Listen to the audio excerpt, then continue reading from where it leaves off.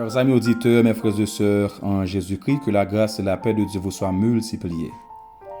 Depuis samedi dernier, nous avons abordé ce sujet qui c'est les caractéristiques d'une vraie église. Samedi passé, nous avons partagé avec vous 5 caractéristiques qui sont capables de prouver que l'église, c'est une vraie église. Nous avons dit que une vraie église, c'est une église qui est centrée sur Jésus-Christ, selon Matthieu 16, versets 17 et 18. Deuxièmement, c'est une église dirigée par le Saint-Esprit, selon Actes 2, versets 1 à 4. Troisièmement,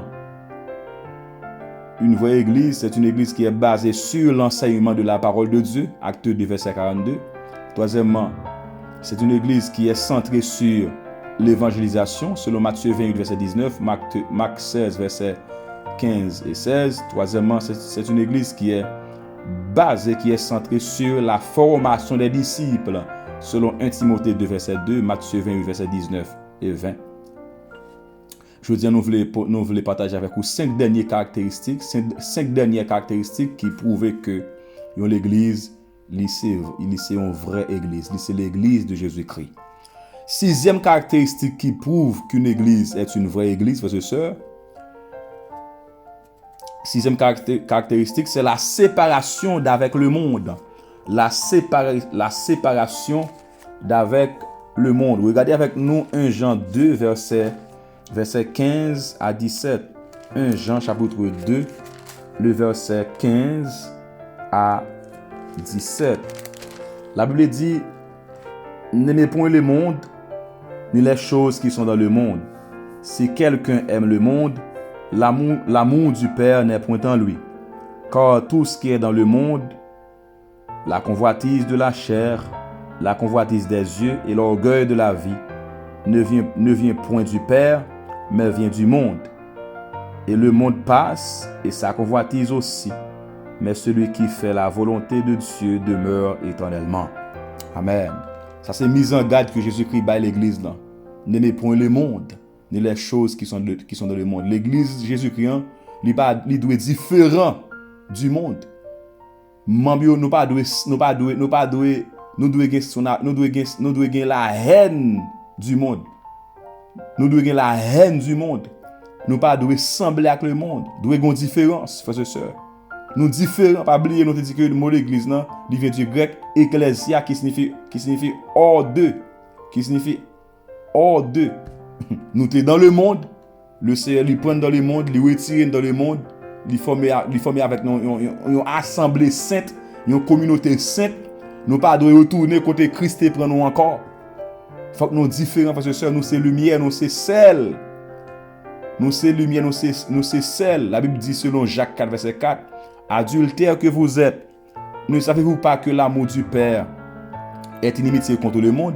Celui qui veut être ami du monde se rend ennemi de Dieu. Un vrai chrétien, un vrai croyant, c'est quelqu'un qui a la haine du monde. Nous ne sommes pas capables même centre d'intérêt avec le monde. Nous ne sommes pas capables de pratiquer les choses de ce monde. Nous ne sommes pas capables de vivre comme les païens. Nous ne sommes pas capables de fonctionner comme les païens. Non, frère, c'est pas un rapport de Corinthiens chapitre 6. Quel rapport y a-t-il entre l'église et le monde? Quel rapport y a-t-il entre Bélial et Jésus-Christ? Pas un rapport, frères et sœurs. Pas un rapport, non. La séparation avec le monde, un chrétien, pas capable d'en faire relation avec païen. Non, non, pas de relation. Pas de relation entre lumière et les ténèbres. Pas de relation entre lumière et les ténèbres. Nous devons connaître que nous sommes mon bon Dieu. Nous sommes servants de serviteurs de Dieu. Nous devons être différents. L'église là doit être différente. L'église là doit être différente. Dans le fonctionnement, nous devons montrer que nous sommes différents. Nous sommes l'épouse de Jésus-Christ. 7e caractéristique d'une vraie église de Jésus-Christ, c'est la communion fraternelle. La communion fraternelle. Toujours Acte 2, verset 42. Toujours Acte 2, le verset 42. Donc, dans Acte 2, verset 42, seulement verset ça, il présente nous environ 4 indicateurs ou bien 4 caractéristiques d'une vraie église. 4 indicateurs ou encore 4 caractéristiques d'une vraie église. Regardez. Il persévérait dans l'enseignement des apôtres, dans la communion fraternelle. Les disciples les disciples primitifs. C'est ça. La communion fraternelle, frères et sœurs. C'est un indicateur d'une vraie église. C'est une caractéristique d'une vraie église. Une église qui est en bonne santé. Une église pas en bonne santé si elle n'est pas dans la communion fraternelle. Membres doivent entendre nous. Pas de dispute dans le temps, pas de discorde, division, pas de querelle, haine, rancune. Non. Non, frères et sœurs. Nous sommes une famille. L'église, c'est une famille. Nous sommes des frères et sœurs. Nous sommes des frères et sœurs. Nous devons vivre en harmonie. Nous devons vivre dans l'amour. Nous devons vivre dans l'amour. Pas de jalousie dans le nous. Pas de méchanceté dans le nous. Pas de inimitié, rancune. Dans le temps, pas de orgueil dans le temps. Pas de haine, hypocrisie dans le temps. C'est très important, frères et sœurs. Ah oui. L'église, c'est le corps de Christ. C'est le corps de Christ. Corps pas divisé. Corps pas divisé, frères et sœurs. Nous devons avoir un accord. Nous devons entendre nous. Nous devons entendre nous. Il y a plusieurs membres. Mais ils ont en harmonie, ils ont interconnectés, ils ont interdépendants. C'est comme ça, tout étant que l'église de Jésus-Christ, nous devons entendre nous. La communion fraternelle. Je dis un moun per moun. La méfiance, division, querelle, haine, dispute, discorde, tyrannie dans mi-temps nous. C'est terrible, frères et sœurs. Donc Jésus-Christ pas établi l'église là pour ça. Nous devons entendre nous. Nous devons entendre nous étant que enfants de Dieu. 8e caractéristique d'une vraie église, c'est la prière. C'est la prière. Ça est très important. Toujours, acte 2, verset 42. Non seulement vous persévérer dans la parole de Dieu, dans l'enseignement de la parole de Dieu, dans la communion fraternelle. Troisième caractéristique, c'était la prière. Il y a un élément qui te fait l'église primitive fort en pile, c'était la prière. Nous devons croire dans la prière. Il y a l'église qui part croire dans la prière, il pas l'église de Jésus-Christ. Ah oui, nous devons, étant que chrétiens, nous devons être des hommes et des femmes de prière. Parce que la prière, c'est ce qui permet nous de gagner communion avec le Seigneur. Pour nous communiquer avec bon Dieu. Nous devons mener une vie de prière. Pour l'église puissante. Pour l'église résister. Pour l'église répliquer aux assauts de l'ennemi. Il faut que nous toujours dans la prière étant que chrétiens. Parce que nous sommes dans une guerre. Nous sommes dans un combat, frères et sœurs. Donc pour que nous soyons capables toujours cultiver la puissance de Dieu, c'est de la prière. Pour une énergie spirituelle, il faut que nous soyons constamment dans la prière. C'est très important, frères et sœurs. 9e caractéristique d'une vraie église, c'est le respect des deux ordonnances. C'est le respect des deux ordonnances, à savoir le baptême et la Sainte Seine. Le baptême et la Sainte Seine. La Bible dit selon Marc 16, verset 16, celui qui croira et qui sera baptisé sera sauvé. Celui qui ne croira pas et qui ne sera pas baptisé sera condamné. Ah oui. Les deux ordonnances sont le baptême et la Sainte Seine. Jésus-Christ est baptisé.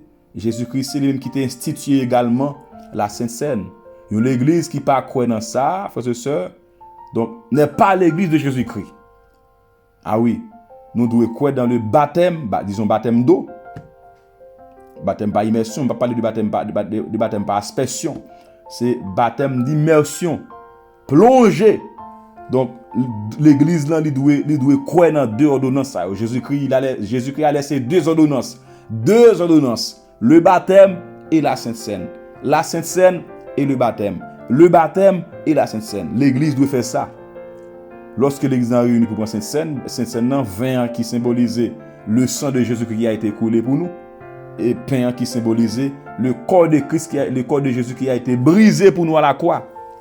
Et baptême là, lorsque vous plongez, baptême là signifie, disons, mourir avec Christ, enseveli avec Christ et ressusciter avec lui.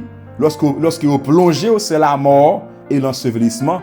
Lorsque vous relevez, c'est la résurrection. Donc, nous devons identifier nous.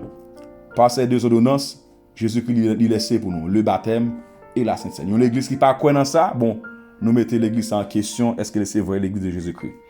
Dixièmement, pour finir, une vraie église, c'est l'église qui consacré à l'adoration et la louange. L'adoration et la louange. Bon Dieu aime ça. Bon Dieu vive. La nourriture de prédilection de Jésus-Christ, c'est l'adoration. L'adoration, c'est le plat de prédilection de Dieu. Ah oui, c'est le plat de prédilection de Dieu. Bon Dieu lui vive d'adoration. Bon Dieu lui vive d'adoration. Nous devons adorer le Seigneur en esprit et en vérité. Éphésiens 5, verset 19 nous dit quoi? Lisons le verset 18 avant. Ne vous enivrez pas de vin, c'est de la débauche. Soyez, au contraire, remplis de l'esprit. Entretenez-vous par des psaumes, par des hymnes et par des cantiques spirituels, chantant et célébrant de tout votre cœur les louanges du Seigneur. Verset 20. Rendez continuellement grâce pour toutes choses à Dieu le Père, au nom de notre Seigneur Jésus-Christ. L'Église en doit adorer. Ah oui. Nous avons une mission pour nous évangéliser. Nous avons une mission aussi d'adoration. Dieu nous a créés pour sa gloire. Dieu nous a créés, frères et sœurs, pour nous rendre adoration, pour nous rendre un culte raisonnable. Nous devons adorer le Seigneur. Nous devons glorifier le Seigneur. Lorsque nous réunissons, ce n'est pas discussion qui doit gagner. Pas de parler en pile en mi-temps, non. Nous réunis pour nous adorer, glorifier bon Dieu, pour nous louer bon Dieu. C'est ça, lorsque nous réunissons, c'est ça nous réunissons pour nous faire. Adorer, glorifier Dieu et écouter sa parole. L'église pas un lieu côté, l'église pas un lieu côté que, pas un tribunal côté de dispute, discussion, etc. C'est un lieu côté nous réunis pour nous adorer le Seigneur, pour nous glorifier le Seigneur, pour nous exalter le nom du Seigneur. Donc nous devons toujours prêts, disposés, disponibles pour nous glorifier le nom du Seigneur. Telles sont les 10 caractéristiques d'une vraie église. Alors bien entendu, nous disons tout ça déjà, la liste n'est pas exhaustive, la liste n'est pas complète, mais nous soulignons ces 10 caractéristiques qui sont capables de servir des indicateurs pour identifier une vraie église. Ça c'est l'essentiel. Une église qui n'a pas d'indicateur, qui n'a pas de caractéristiques, ça n'est pas l'église de Jésus-Christ. Nous te dit que c'est une église qui est centrée sur Jésus-Christ. Deuxièmement, elle est dirigée par le Saint-Esprit. Troisièmement, elle est centrée sur l'enseignement de la parole de Dieu. Quatrièmement, l'évangélisation. Cinquièmement, la formation des disciples. Sixièmement, la séparation d'avec le monde.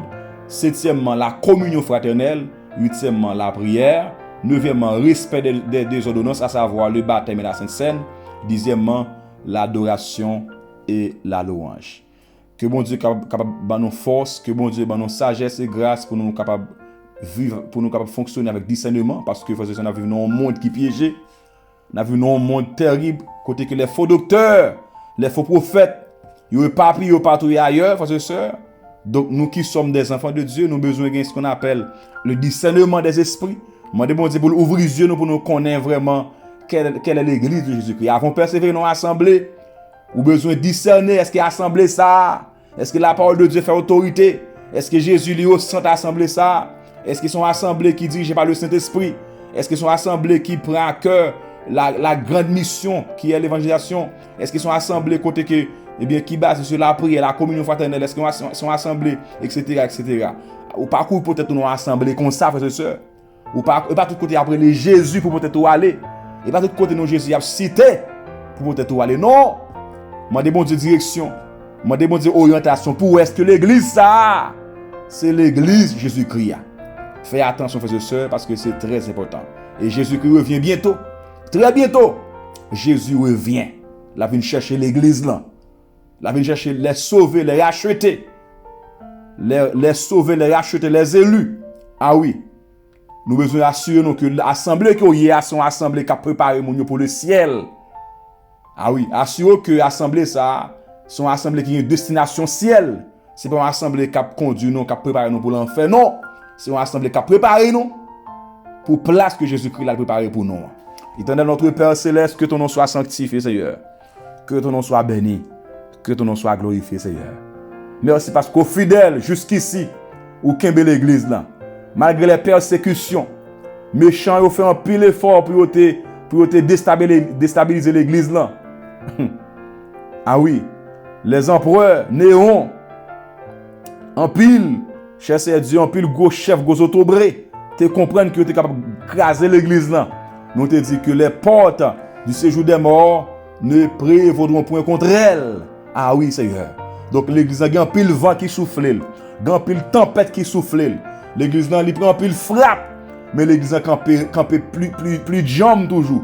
Ou kembe l'église dans Seigneur, malgré gros vent tempête, malgré les vents et marées, malgré les intempéries, Seigneur kembe l'église dans papa, ou pas quitter le chavirer bon Dieu d'amour. Nous bon gloire pour ça.